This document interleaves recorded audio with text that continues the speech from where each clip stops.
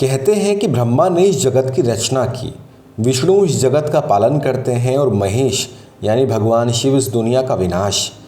धरती पर भगवान विष्णु और शिव के तो कई मंदिर हैं, लेकिन ब्रह्मा जी के मंदिर इतने कम क्यों हैं? पुष्कर जैसा ब्रह्मा जी का पौराणिक मंदिर दुनिया में दूसरी जगह देखने को क्यों नहीं मिलता? ये ही एकमात्र ऐसी जगह क्यों है जहां धरती के लोग उस रचनाकार की पूजा करते हैं जिसकी वजह से इस दुनिया का अस्तित्व है। पुष्कर का मतलब है वो तालाब जिसका निर्माण पुष्प यानी फूलों से होता है। मान्यता है कि एक बार ब्रह्मा जी के मन में धरती की भलाई के लिए यज्ञ करने का ख्याल आया। यज्ञ के लिए जगह की तलाश करनी थी, लिहाजा उन्होंने अपनी बाह से निकले हुए कमल को धरती लोक की तरफ भेज दिया। वो कमल इस शहर में जा पहुंचा। अब कमल बगैर तालाब के तो नहीं रह सकता, इसलिए यहाँ एक तालाब का निर्माण हो गया। यज्ञ के लिए ब्रह्मा वहाँ पहुँचे, लेकिन उनकी पत्नी सावित्री वक्त पर नहीं पहुँच पाई। यज्ञ का टाइम निकलता जा रहा था, लिहाजा ब्रह्मा जी ने एक स्थानीय ग्वाल बाला से शादी की और यज्ञ में बैठ गए। सावित्री थोड़ी देर में वहाँ पहुँची, लेकिन यज्ञ में अपनी जगह किसी और औरत को देखकर गुस्से से लाल हो गई। उन्होंने ब्रह्मा जी को श्राप दिया कि जाओ, इस पृथ्वीलोक में तुम्हारी कहीं पूजा नहीं होगी, यहाँ का जीवन तुम्हें कभी याद नहीं करेगा। सावित्री के स्वरूप को देखकर सभी देवता लोग डर गए। उन्होंने सावित्री से विनती की कि अपना श्राप वापस ले लें, लेकिन सावित्री ने ऐसा नहीं किया।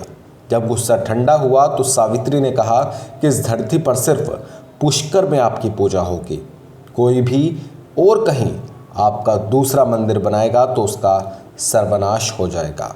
अब इस कहानी के पीछे का प्रतीक देखिए।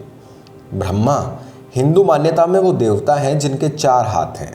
इन चारों हाथों में आपको 4 किताब देखने को मिलेंगी। ये चारों किताब 4 वेद हैं। वेद का मतलब ज्ञान होता है। पुष्कर के इस ब्रह्मा मंदिर का पद्म पुराण में जिक्र है। इस पुराण में कहा गया है कि ब्रह्मा इस जगह पर 10,000 सालों तक रहे थे। इन सालों में उन्होंने पूरी सृष्टि की रचना की। जब पूरी रचना हो गई तो सृष्टि के विकास के लिए उन्होंने 5 दिनों तक यज्ञ किया। उस यज्ञ के दौरान सावित्री पहुंच गई, जिनके श्राप के बाद आज भी उस तालाब की तो पूजा होती है, लेकिन ब्रह्मा की नहीं। और तो और वहाँ के पुरोहित और पंडित तक अपने घरों में ब्रह्मा जी की तस्वीर नहीं रखते। कहते हैं कि जिन 5 दिनों में ब्रह्मा जी ने यहाँ यज्ञ किया था वो कार्तिक महीने की एकादशी से पूर्णिमा तक का समय था, इसलिए हर साल इसी महीने यहाँ पर मेले का आयोजन होता है। ये है तो आध्यात्मिक मेला, लेकिन वक्त के हिसाब से इसका स्वरूप भी बदला है। कहा यह भी जाता है कि इस मेले का जब पूरी तरीके से आध्यात्मिक स्वरूप बदल जाएगा तो पुष्कर का नक्शा इस धरती से ही मिट जाएगा। वो घड़ी होगी सृष्टि के विनाश की। हर साल एक विशेष गूंज कार्तिक के इन दिनों में यहाँ सरोवर के आसपास गूंजती है, जिसकी पहचान कुछ आध्यात्मिक गुरुओं को है। मान्यता है कि इन 5 दिनों में जगत की 33 करोड़ शक्तियाँ यहाँ मौजूद रहती हैं। ये शक्तियाँ उस ब्रह्मा की उपासना के लिए आती हैं जिनकी वजह से इस दुनिया का वजूद है। इस दौरान सरोवर के पानी में एक ऐसी आध्यात्मिक शक्ति का जिक्र है जिससे सारे रोग दूर हो जाते हैं। आज तक किसी को नहीं पता कि इस मंदिर का निर्माण कैसे हुआ।